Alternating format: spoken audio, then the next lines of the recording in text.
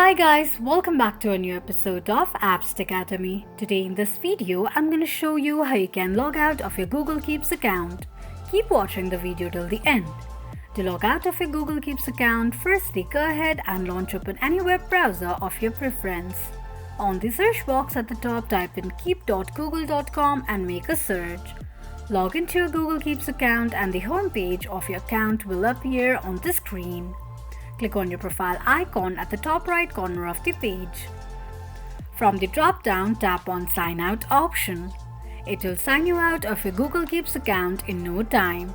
This is how you can log out of your Google Keeps account quickly and easily just in few steps. If you have any thoughts or queries, let us know in the comments section. Don't forget to subscribe to our channel. Also, press the notification bell icon so that YouTube will notify you whenever we post a new video. I hope this video was helpful to you. Thank you so much for watching.